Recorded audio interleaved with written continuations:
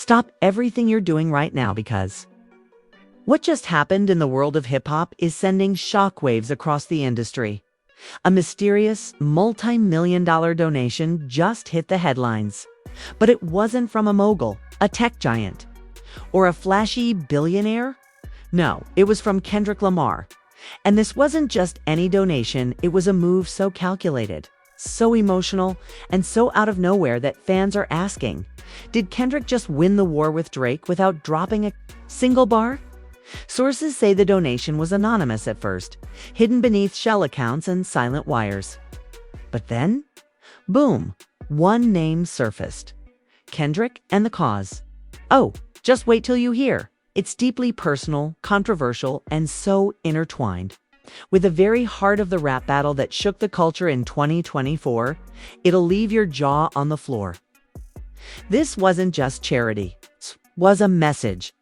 And when fans connected the dots, the internet exploded. Now Kendrick's team is divided. Drake's camp is furious, and insiders are leaking secrets that could change everything. Is this Kendrick's final word in the beef? Or just the beginning of something even darker? Strap in, Stranger will stun you. It started with a whisper. One small Reddit thread buried in the noise, claiming a mysterious donation had landed in the account of a struggling youth rehabilitation center in South Los Angeles. No press release, no Instagram story, no tweet. It's just a sudden jaw-dropping wire transfer of $10 million and an anonymous note that read, "For the ones they left behind." Nobody knew who sent it.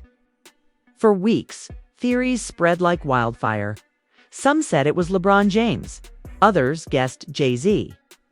A few even tossed Elon Musk's name into the mix for reasons no one could quite explain, but none of them fit.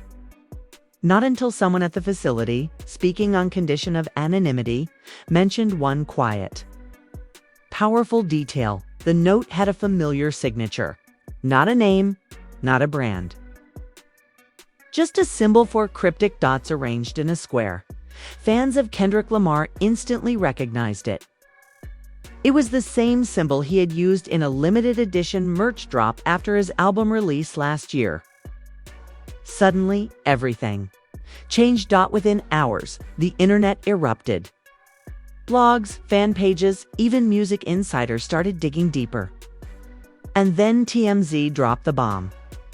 A leaked screenshot of the wire transfer showed a name hidden in the metadata. Kendrick Duckworth Lamar. No alias, no disguise. Raw, intentional. What shocked fans wasn't just the donation, it was the timing. Only 3 months earlier, Kendrick and Drake had been locked in the most vicious lyrical war hip-hop had seen in over a decade. Their diss tracks had scorched the internet, dragging up old beefs, career scars, and deeply personal wounds. But now Kendrick, silent since his last track, had spoken again. Not with lyrics, but with action. And this action, it struck a nerve. The facility he donated to wasn't just any community center. It was the same one where Kendrick's cousin Marcus was. Taken after being arrested in 2012, Marcus had struggled with addiction, gang ties, and mental health battles. Kendrick had mentioned him vaguely in old interviews, but never with full detail. The public thought Marcus had disappeared. But now, word was out.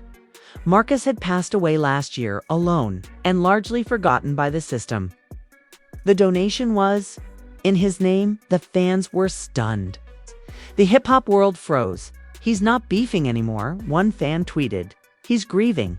Others weren't as sympathetic. "Nah, this is strategy. Don't let the emotions fool you," another wrote. "Kendrick's making a move. It's a big one." And then Drake posted in a now-deleted Instagram story. Drake shared a black and white photo of himself in the studio, with the caption, "Funny how silence becomes a flex when the bars start drying up." Within minutes, Kendrick's fans fired back. Drake's post was viewed as cold, calculated, and dismissive. The narrative was building one man, showing emotional depth and giving back to his community. The other throwing shade from a studio. But it didn't end there, according to an insider. Close to Teed, Kendrick's team had no idea he was planning the donation. He did it without telling anybody. Not even Punch. Not even his mom, the source claimed. He just disappeared for a few days, came back, and the next thing we know, his accountants asking about a missing $10 million? Even Kendrick's mother was caught off guard. In a leaked voicemail reportedly shared by someone in her circle, she could be heard saying, "Baby, I love you. But you can't just be giving your money away like that." Marcus would have been proud, but still, we need to talk. The family was divided. Some praised Kendrick's bold move. Others, especially those dealing with their own financial hardships, were hurt they hadn't been consulted. There were whispers of an argument between Kendrick and his uncle during a recent family barbecue where voices were raised. And accusations flew. "You're out here saving the world." The uncle reportedly shouted, "But your own blood can't even keep the lights on." Kendrick, according to bystanders, didn't respond. He simply left the gathering early, face unreadable. But while his family drama simmered in the background, the world outside had already made up its mind. Media outlets called the donation a career-defining act of humanity. Op-eds praised his emotional maturity, and fans, long split between Team Kendrick and Team Drake, began to shift. The hashtag #KendrickOne started trending on Twitter. Major artists began liking tweets, praising him. Even celebrities outside the hip-hop world weighed in. Actress Yara Shahidi wrote, "This is what legacy looks like. Not just words, action." But then a twist. A known Drake affiliate, someone who had previously collaborated with him on multiple tracks, made a cryptic tweet that read, "You think it's about charity? But it's chess, not checkers." This sparked a frenzy of new theories. That was the donation sincere? Or was it a brilliant piece of image control? One media analyst went viral for posting a breakdown of the entire timeline, pointing out how Drake's reputation had taken hits lately. From the ghostwriting controversies resurfacing to a leaked text exchange with a certain Canadian politician that made him look out of touch. Kendrick saw an opening, she said. In a video clip, he dropped out of the diss war because he didn't need to win it with lyrics anymore. He knew the world was ready for something real. K gave them grief, legacy, purpose. And in doing so, he changed the conversation. But it wasn't just conversation that changed. Kendrick's Spotify numbers spiked. Old tracks climbed back onto the charts. The Heart Part 5 Inches surged into the top 10 on iTunes again. His name was back in headlines, but this time not for lyrical warfare or emotional impact. Yet not everyone was convinced. A prominent hip-hop podcast called out the donation as the most brilliant PR move since Kanye's Sunday service, and accused Kendrick of using tragedy for clout. Let's be real, one host argued, $10 million to a rehab center. That's dope. But you don't drop that kind of cash without knowing it's gonna stir the pot. Kendrick's not dumb. He knew exactly what he was doing. And Drake, he's not taking it lying down. Trust me. And that prediction would prove chillingly accurate. Because just when things started to settle, just when it seemed Kendrick's silence had turned the tide, a video leaked. Grainy footage, hard to hear at first, but what it captured, it's changed. Everything. The video hit Twitter at 2:07 a.m. It's uploaded by an anonymous account with no profile picture and 0 followers. It was shaky, vertical, and clearly filmed in secret. Within minutes, it was everywhere. Posted on Instagram, dissected on TikTok, and debated in heated clubhouse rooms before the sun even rose. The setting: an upscale restaurant in Toronto. The people: Drake, and an older man whose identity wasn't confirmed until later. Drake stans claimed the clip was out of context. This is probably about an upcoming track. One fan defended, ain't about that donation. People are reaching. But others weren't buying it. The timing was too perfect. The body. Language too tense. And then Drake's reaction on social media only fueled the fire. He unfollowed Harold Green. This move, small as it may seem, sent a clear message. Something had gone down behind the scenes. And the cracks in Drake's usually polished image were beginning to show. Kendrick, meanwhile, remained silent. No posts, no appearances. Just a growing storm of speculation and rising support. But behind the silence, more pieces of the puzzle began to fall into place.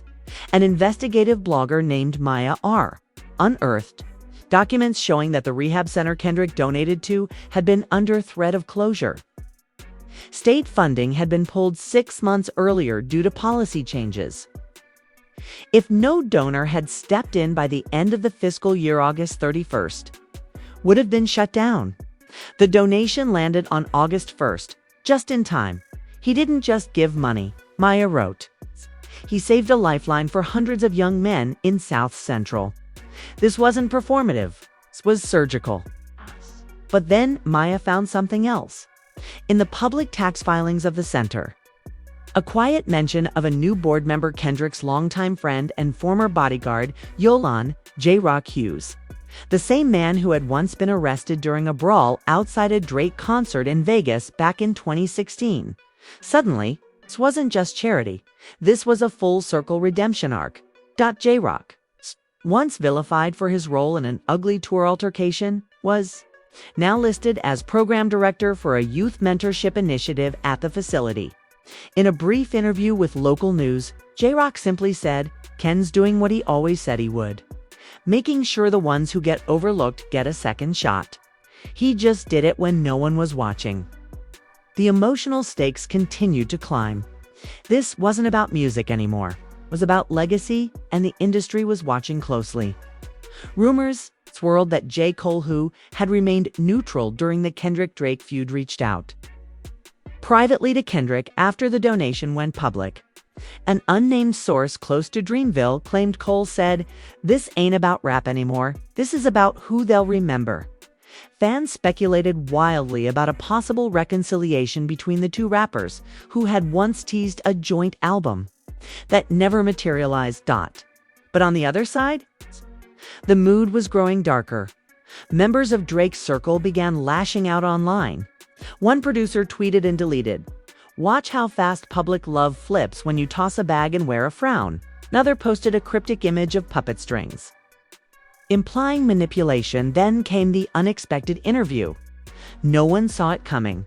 On a Tuesday night, just after midnight, a teaser dropped for a surprise appearance on a late-night podcast hosted by none other than notorious hip-hop commentator Lex Burton. And the guest, Kendrick's estranged father. Fans had long speculated about Kendrick's complicated relationship with his dad. He had hinted at abandonment, struggle, and reconciliation in various tracks over the years, but never had his father spoken publicly. Now, there he was, sitting across from Lex, eyes heavy, voice calm.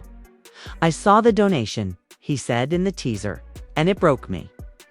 The full interview aired the next night, and it was emotional, raw, and full of revelations that no one expected. "Marcus was like a son to me too," he said. "He didn't deserve what happened, Ken.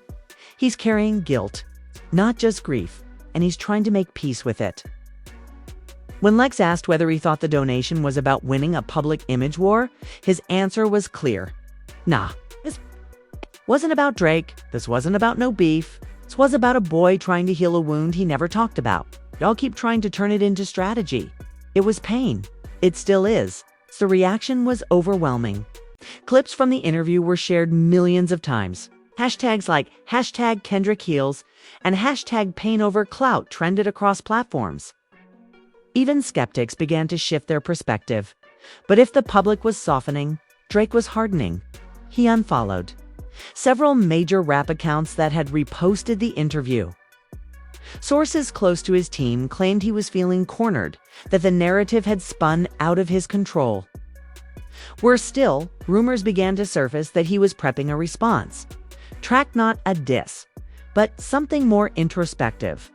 Something to recenter himself in the public eye. He's not going to attack, a source said. He's going to pivot, show his own pain, his own story, make people remember he's human too. But before that track could drop, another twist rocked. The already shaken world of hip-hop. A former intern at Kendrick's label leaked emails. Not just any emails, plans for a documentary titled The Heart Beyond Bars. It was a project in development for over a year. The subject: youth incarceration, generational trauma, and healing. The final segment, dedicated entirely to Marcus's story, and the facility Kendrick donated to. Suddenly, everything was called into question again. Was the donation part of a larger rollout? Was this grief, or was it branding? Fans were torn. Some were furious. He manipulated us. One angry post read, he used Marcus's death as marketing. Others defended him passionately. He planned a way to honor his cousin and help others. That doesn't make it fake. It makes it intentional. And that's when Kendrick finally broke his silence. Not with a post, not with an interview, but with a poem shared only to his official website. The poem was titled, I Forgive Me. It read, I never meant for silence to be loud, but the louder I spoke. The more the ghost danced, I gave what I had to what he needed. Not to make noise, but to make peace, if you see it as strategy.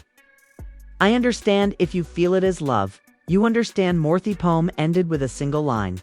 Marcus, this was for you. No verses, just truth. No one expected what happened next. Within an hour, Drake posted a black square to his Instagram. No caption, no music. It's just darkness. The fans were left stunned. Was it a surrender? A moment of reflection? Or the calm before a final storm? And as night fell over both Toronto and Compton, the world held its breath. Because what came next would decide everything. The black square sat on Drake's Instagram for exactly 24 hours. No caption, no clarification, no explanation. Fans scrolled through the comments, searching for clues, dissecting every like, every unfollow, every silent second of the post. Then, without warning, it vanished, and in its place came a story. A dimly lit photo of Drake, back turned to the camera, facing the Toronto skyline. A single sentence written in delicate lowercase letters beneath it. The crown never needed. Validation. The internet exploded. It wasn't a track. It wasn't a diss. It wasn't a quote from a song. It was a statement. A declaration. Subtle, proud, and almost defensive. Within minutes, hip-hop blogs rushed to interpret the meaning. Was he saying he'd already won?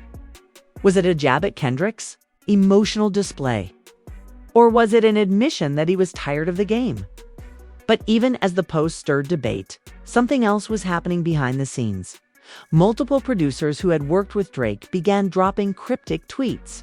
One wrote, studio silence is louder than clout noise. Another posted a photo of a mixing board with the caption, he's loading up something different.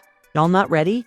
And then quietly, at 2:14 a.m., a link. An unlisted YouTube video. No title. No tags. Just a black screen and one word written in white letters. Grace. Fans clicked in by the millions. It was a song, but not what anyone expected. No beat drops, no punchlines, no jabs. It was a soft piano loop.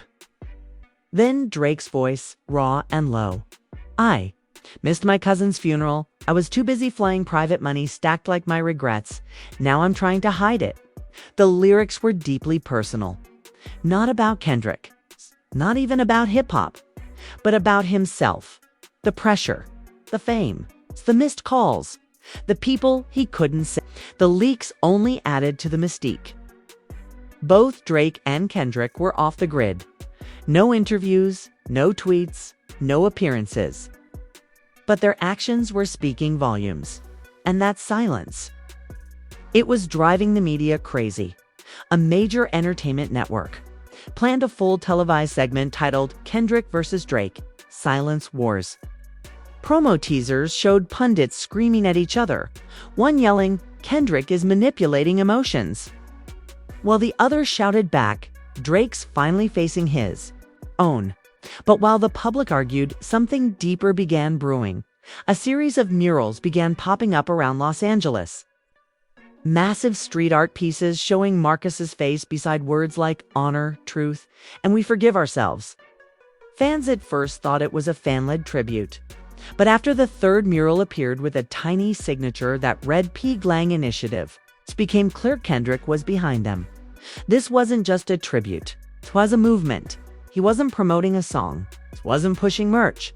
He was building something. Then, it's the biggest twist yet. A well-known journalist from Complex magazine published a lengthy expose.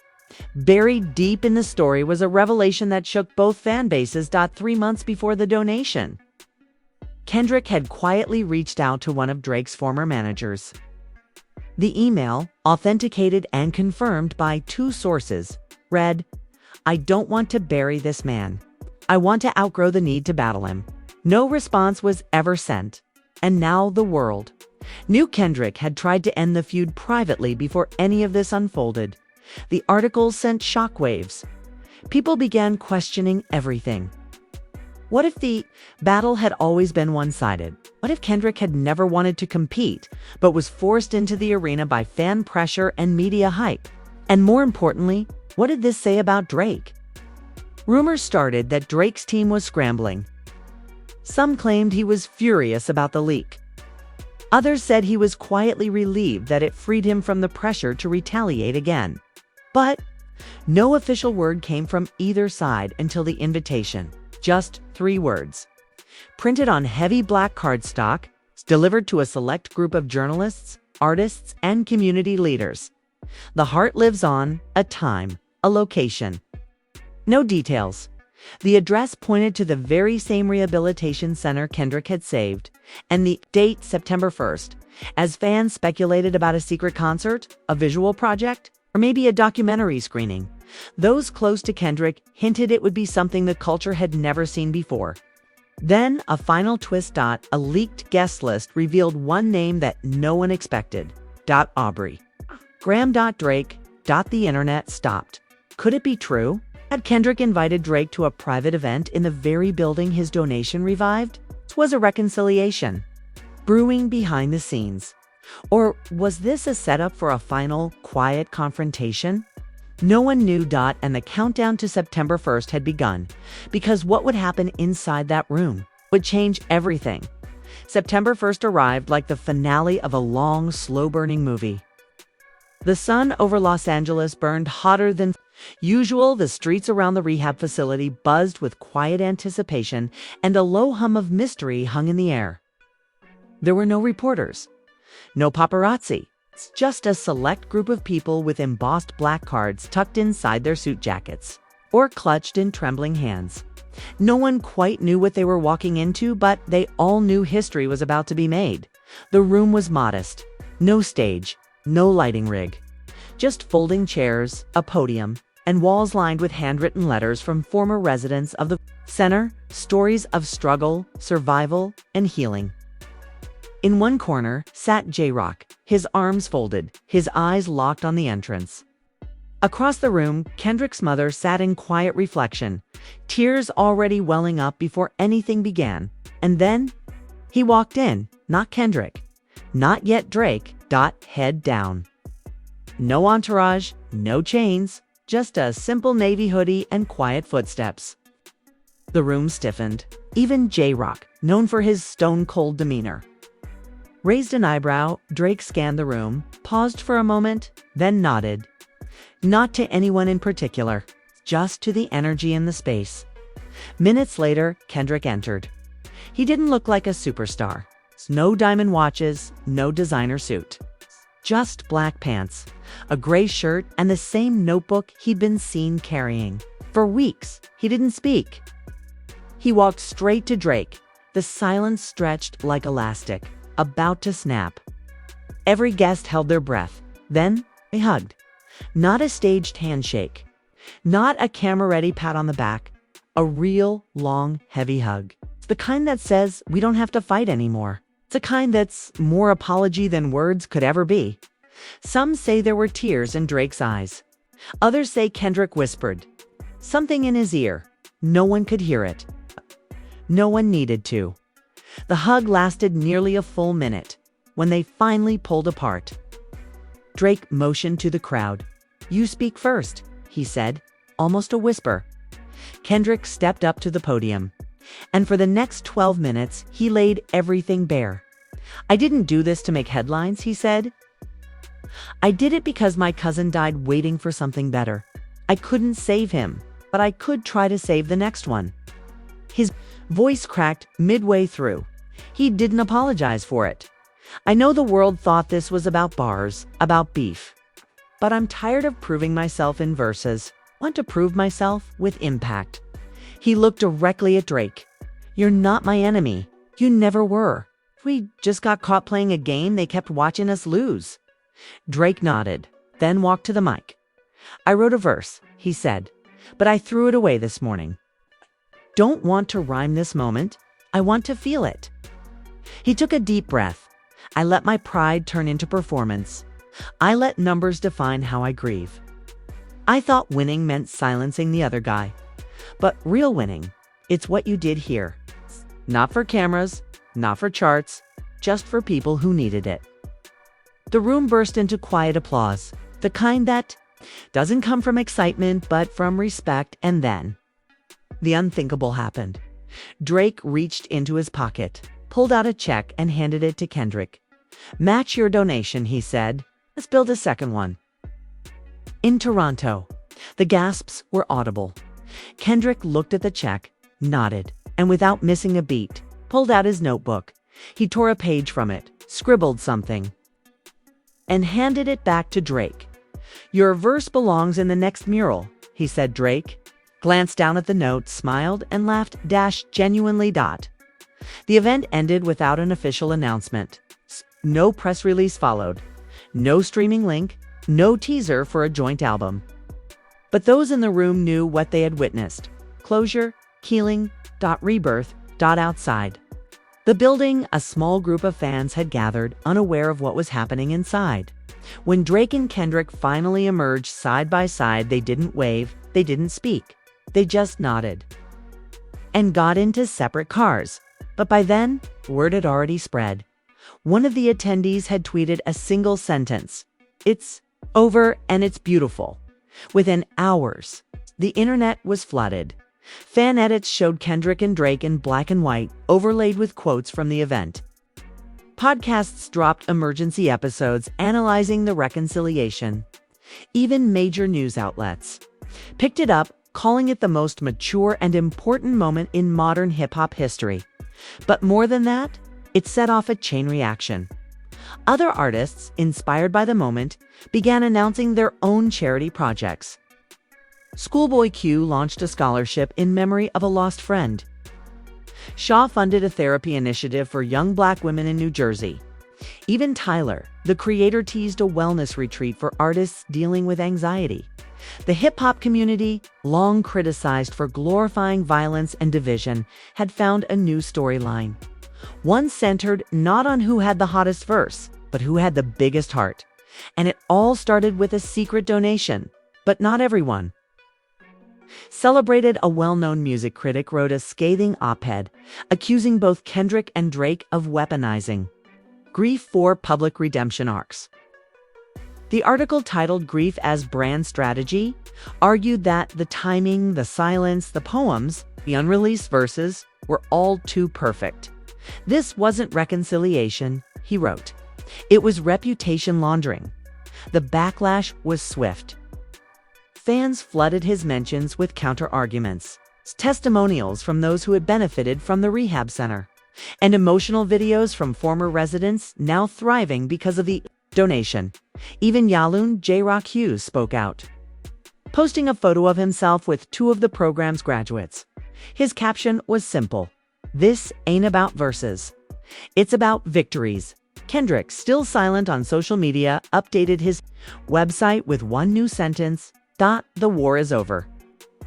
We're building peace now. And Drake. He posted one last image. his old studio notebook closed. With the words Chapter 1 complete written across it in gold ink, rumors swirled again. Was a joint project finally happening? Were they going to co-headline a tour? Or were they simply going to vanish into their respective corners, having ended one of the greatest public rivalries in rap history with a gesture instead of a jab?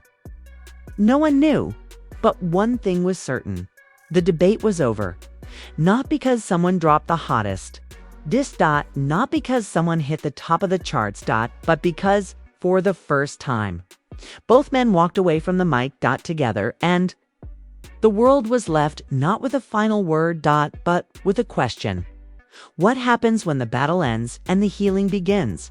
And just like that, the story that began with disses, silence, and suspicion ended not with a verse, but with a vow. Two giants of hip-hop, once locked in lyrical warfare, found common ground not through competition, but compassion. But what does it mean for the culture? Was this the final chapter in one of the most talked about rivalries in rap history? Or is it just